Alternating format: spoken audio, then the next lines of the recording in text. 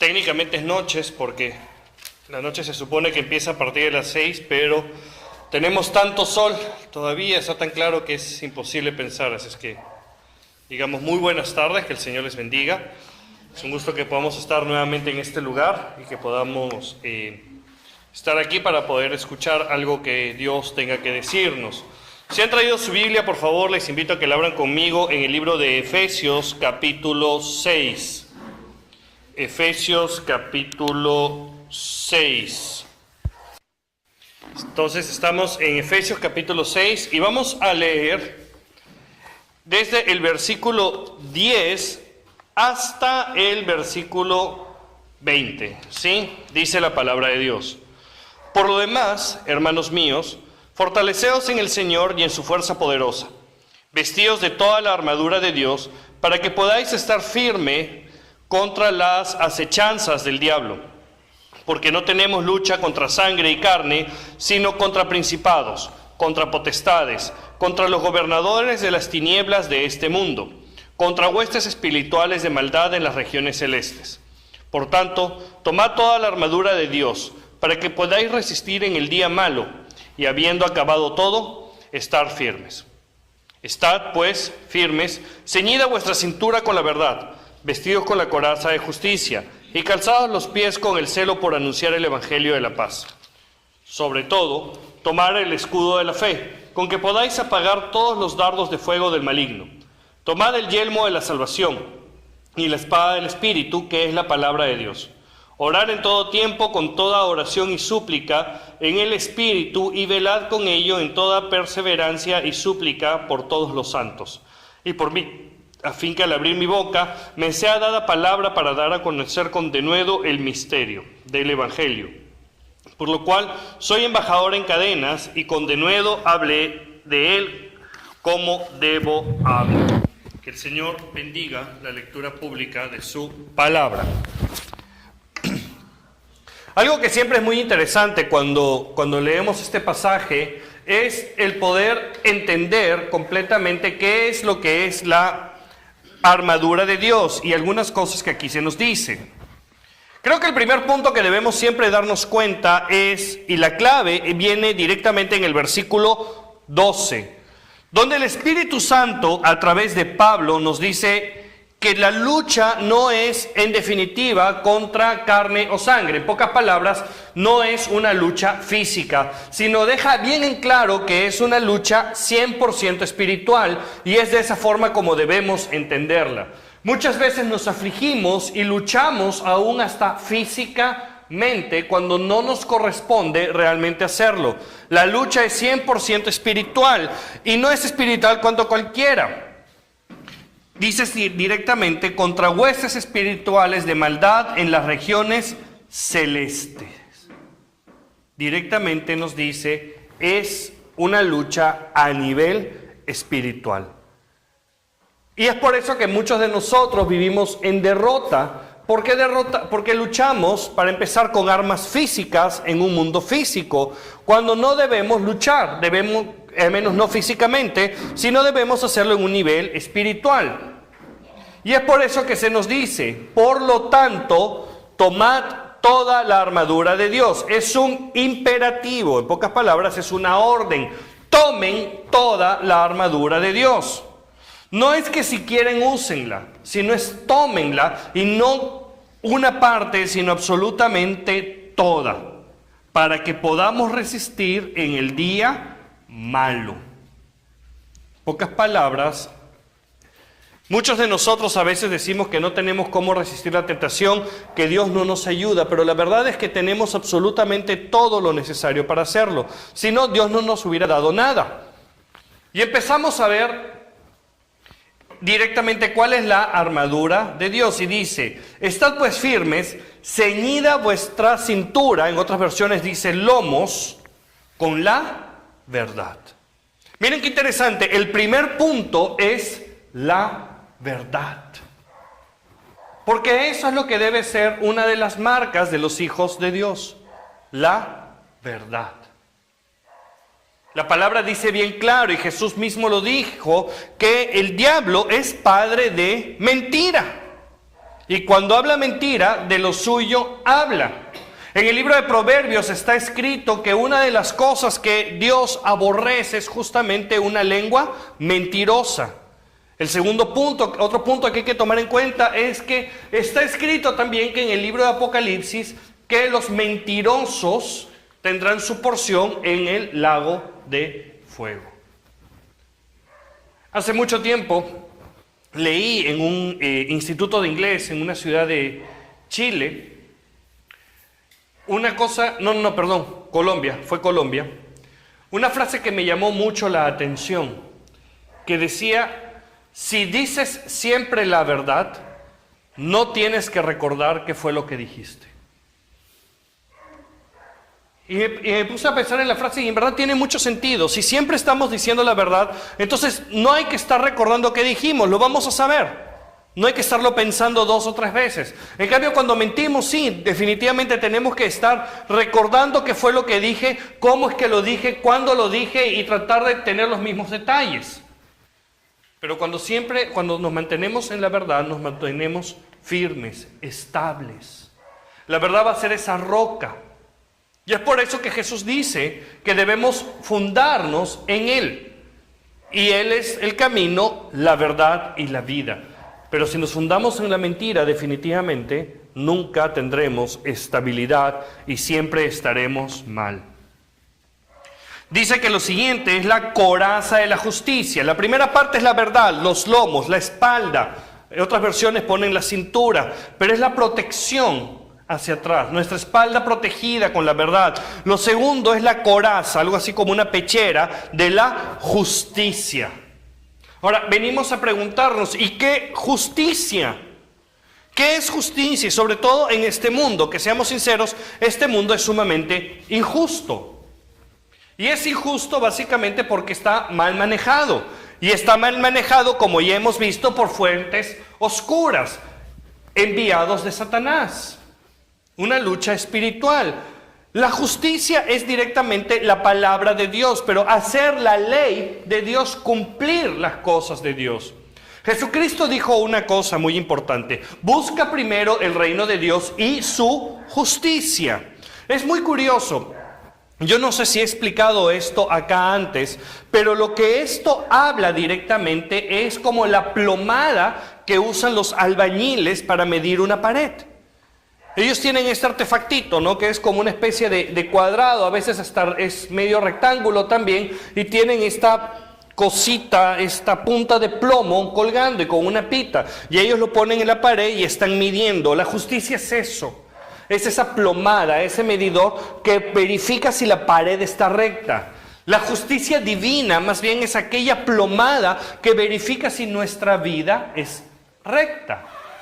Y si vivimos una vida recta delante de Dios, obviamente vamos a estar viviendo una vida recta también delante de los hombres. Ahora, hay una cosa importante que recordar siempre. Una vida recta delante de Dios no va a ser necesariamente del agrado de los hombres. Por el contrario, quien quiera vivir una vida recta delante de Dios va a hacerse enemigo de los hombres. Es inevitable. Jesús lo dijo bien claro y está escrito. No podemos servir a 2 señores, aunque él hablaba de las riquezas, pero es también en el mundo. Y está escrito, todo aquel que se constituye amigo del mundo, se constituye enemigo de Dios. No podemos realmente, por más que nos esforcemos, agradarlos a los dos. Y literalmente Jesús dijo bien claro que debemos tener cuidado a quién temer. Porque los hombres máximo lo que pueden hacer es quitarnos esta vida física. Pero Dios puede quitarnos esta vida física y echar nuestra alma al infierno. Los hombres no pueden. Por más que se esfuercen, no hay un ser humano que tenga ese poder. Versículo 15. Calzados los pies con el celo por anunciar el evangelio, y noten el modificador, de la paz. Ahora, viene la pregunta, ¿pero por qué si el evangelio trae tanto conflicto, acaba de decir que es el evangelio de la paz? Porque no se trata de una paz humana, no se trata de una paz entre hombres, no se trata de una paz con las personas, se trata de estar en paz con Dios.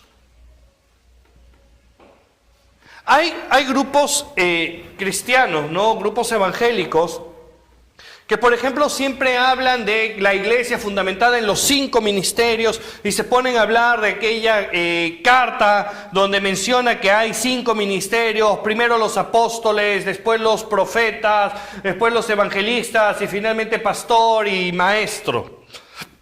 Y que esos son los 5 ministerios que debe haber en la iglesia y etcétera, etcétera, etcétera, etcétera. Y toda una teología, una doctrina creada recientemente, dicho sea de paso, con respecto a ese punto. Sin embargo, algo que siempre se olvida es que la Biblia sí menciona directamente el ministerio de la reconciliación. Y cuando habla del ministerio de la reconciliación, no habla necesariamente de estar reconciliando una persona con otra, personas que de repente tengan conflictos entre sí, no, sino de reconciliar a la humanidad con Dios. Cuando hablamos de anunciar el Evangelio de la paz, habla de anunciar el Evangelio que va a traer la paz hacia Dios, del hombre hacia Dios. Poder estar en paz con Dios es lo más importante que debemos hacer, es lo que más debemos buscar. Porque si realmente estamos en paz para con Dios, tendremos y viviremos en verdadera paz. Pero nuevamente, volvamos al punto anterior, porque hay que decir, estar en paz con Dios significa estar en pleito con el mundo. Eso no quiere decir que debemos salir a buscar pleito con la gente. No, para eso ya el mundo se encarga muy bien. No necesita más gente para ir a buscar pleito. Pero sí debemos estar preparados para que el mundo empiece a tener pleito con nosotros, porque lo va a tener. En definitiva, porque no le interesa al mundo estar bien con Dios. Porque apuntan a lugares completamente diferentes, polos completamente opuestos. Versículo 16. Sobre todo, tomad el escudo de la fe, con que podáis apagar todos los dardos de fuego del maligno. Qué interesante es esto. Los romanos usaban un escudo grande que los protegía. Hay que recordar que toda esta armadura está inspirada en la armadura que usaba el soldado romano. Ellos tenían un escudo grande que era el que los protegía literalmente de pies a cabeza. No era que literalmente cubría todo, pero sí era bastante grande y el soldado solo tenía que poner el escudo en el piso, agacharse un poco y quedaba bajo la protección completa del escudo. Muy diferente al escudo que usaban los griegos, que era básicamente una cosa redonda que solo protegía una pequeña parte, pero no podía protegerlo. Digamos que el escudo de los griegos era más bien parecido al que tiene el Capitán América, pero no era de vibranio. Entonces, ¿qué es lo que dice? Hay que protegernos con ese escudo de la fe. La fe es nuestro escudo y nuestra fortaleza. ¿Por qué? Porque hay que confiar en una cosa. Hay que confiar que Dios ya venció. Hay que confiar que el enemigo está derrotado. Hay que confiar que ya está hecho todo lo que necesitamos hacer. Todo lo que se necesita ya está hecho. Entonces, por más que el enemigo nos lance dardos de fuego, dardos acusadores por pecados que hayamos cometido o por nuestra vida pasada antes de Cristo, debemos recordar simplemente que las promesas de Dios se van a cumplir en nuestra vida. La primera promesa es que somos hechos nuevas criaturas. Todo lo viejo pasó. Quiere decir que si antes de venir a Cristo éramos, no sé, ladrones, asesinos, violadores, cualquier cosa, viniendo a Dios, todo eso se acabó. Se acabó. Es literalmente el perfecto borrón y cuenta nueva. Empezamos una nueva vida con Cristo y empezamos una nueva vida con Él y en Él. Entonces inmediatamente la cosa cambia. Pero en el camino vamos a equivocarnos de nuevo. Muchos autores definen que la palabra pecado significa fallar en el blanco. Algo así como cuando uno está jugando dardos o jugando tiro al blanco y ahí en el centro está el donde debemos apuntar y queremos darle, y que pecar es justamente fallar y no dar al centro. Entonces simplemente debemos entender que se aplica la promesa de primera de Juan 1:9. Si confieso mis pecados, Él es fiel y justo para perdonar mis pecados y limpiarme de toda maldad. Él va a estar ahí. Ahora, ¿qué es lo que sucede? Yo no veo físicamente el perdón. El perdón es algo que no se ve. Por eso es que en aquel momento cuando Jesús está con ese paralítico y lo mira y le dice, tus pecados te son perdonados, la gente empieza a protestar y se molestan con él. Y le dicen, este blasfema, ¿quién puede perdonar los pecados sino solo Dios? Y él les dice, ¿qué es más fácil decirle a una persona? ¿Tus pecados te son perdonados o levántate y camina? Y la verdad es que es más fácil decirle a alguien, tus pecados te son perdonados, porque no hay una evidencia física, no se ve. Es facilísimo, cualquiera, literalmente hablando, cualquiera puede decirlo. Y es más, hoy en día hay cualquieras que lo dicen, a cada rato, que perdonan los pecados de otros. Pero la verdad es que, por eso es que Jesús dijo después al paralítico que se levante, para que ellos vean el poder de Dios actuando en él. Entonces lo único que tenemos que hacer es creer que el poder de Dios puede actuar en nosotros, no solo que puede actuar en nosotros, sino que actúa en nosotros, no solo que actúa, sino que actuará en nosotros siempre. Y eso es lo importante de recordar. El poder de Dios es inmenso, actúa, actuó y actuará. Amén. Y por eso el escudo de la fe es lo que nos va a proteger. Versículo 17, tomad el yelmo de la salvación. ¿Qué es lo que sucede? La fe, el creer en Dios, no es algo necio, no es algo tonto, no es algo bobo como a veces quieren hacer pensar. El yelmo, dicho en buen castellano, el casco de la salvación. Algo que protege la mente, entender que somos salvos. Entenderlo a un nivel intelectual, no solamente a un nivel emocional, sino entenderlo realmente a un nivel intelectual, porque entendiéndolo de forma intelectual, sabiendo que yo soy salvo, mi vida va a cambiar y voy a empezar a actuar en forma diferente. Empiezo a actuar en forma distinta. Mis acciones cambian, mis objetivos en la vida cambian por causa del Evangelio de Cristo Jesús.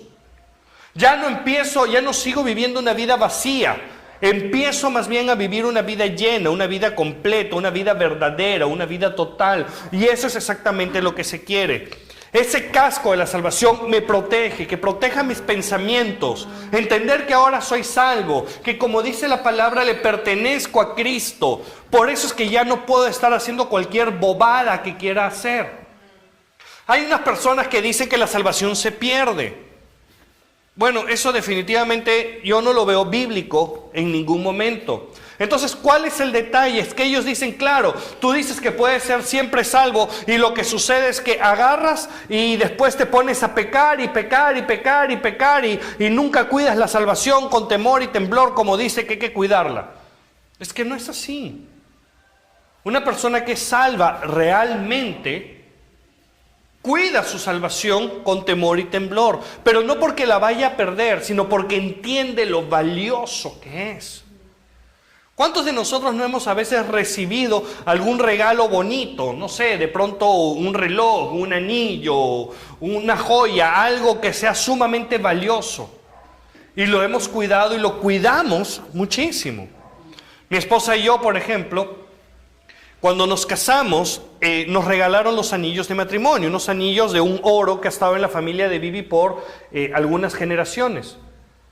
Y los tenemos bien guardados.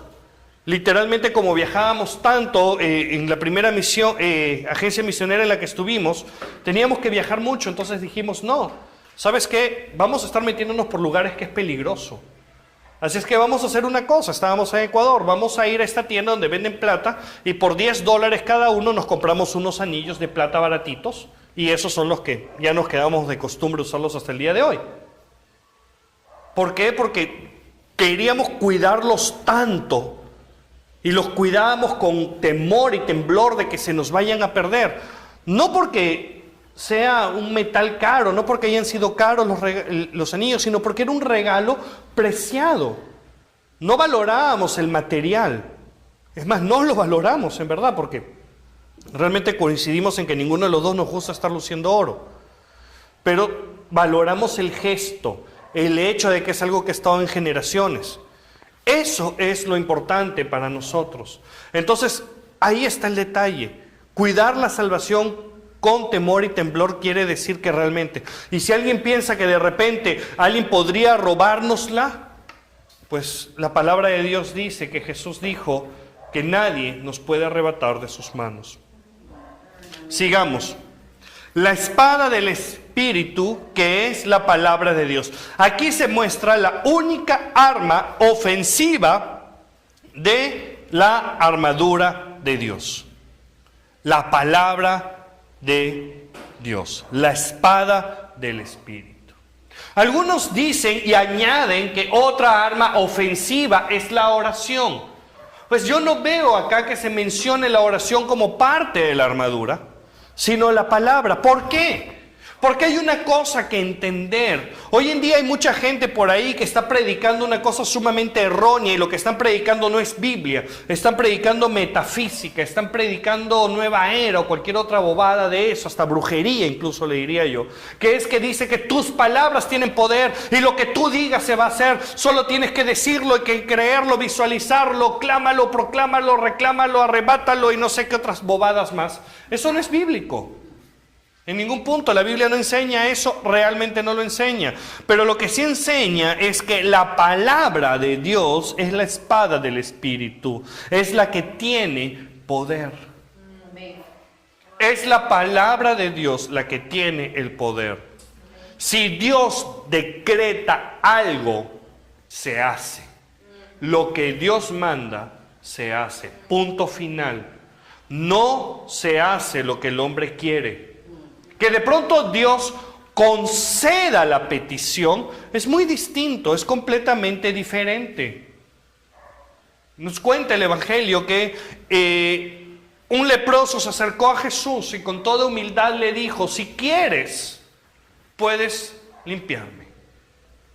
Jesús dijo: quiero, sé limpio. Jesús nunca le dijo: pues declara con tu fe que eres sano. No.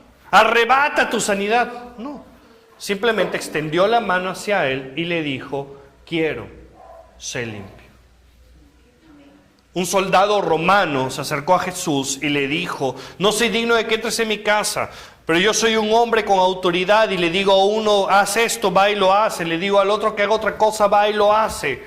Tú solo tienes que decir la palabra y mi siervo en mi casa va a estar sano. Y Jesús da la orden y le dice: que se haga como tú quieres. Concede la petición. No es que el siervo sanó por su fe, fue la voluntad de Dios que se sane. Algunos piensan que Jesús sanó a todos mientras caminaba. Eso es mentira, Él no lo hizo. ¿Y dónde lo vemos? Lo vemos, por ejemplo, en el Evangelio según San Juan. Se menciona a un hombre que estaba esperando a que bajara un ángel y alborotara unas aguas. Que decía que cada cierto tiempo venía un ángel y alborotaba el agua, y el que bajaba primero al agua, el que se metía primero al agua, ese era sano. Y Jesús solo sanó a ese. Ahora, la pregunta es: ¿donde hay un lugar donde hay sanidad, hay una sola persona? La respuesta es no, nunca. Aún en la posta de acá de Pimentel, que es una cosita chiquita donde hay pésima atención y etcétera, etcétera, etcétera, aún ahí uno encuentra 3, 4, 5 personas. Siempre. Muy raro es que uno vaya y no encuentre a nadie. Yo por lo menos las pocas veces que he ido jamás he dejado de encontrar por lo menos a 2 o 3 personas antes que mí esperando. Siempre es así. Y la pregunta es: ¿y por qué Jesús no sanó a los demás? No era voluntad. Versículo 18 dice que debemos orar en todo tiempo, con toda oración y súplica en el Espíritu, y velad en ello con toda perseverancia y súplica por todos los santos. Miren qué importante es esto. Aquí ya terminó la armadura de Dios, ya se terminaron las instrucciones, pero una vez que la tenemos puesta, ¿qué debemos hacer? Dice directamente: orar en todo tiempo. Ya estoy listo, estoy protegido, estoy cubierto. Ahora tengo que orar con toda oración y súplica en el Espíritu.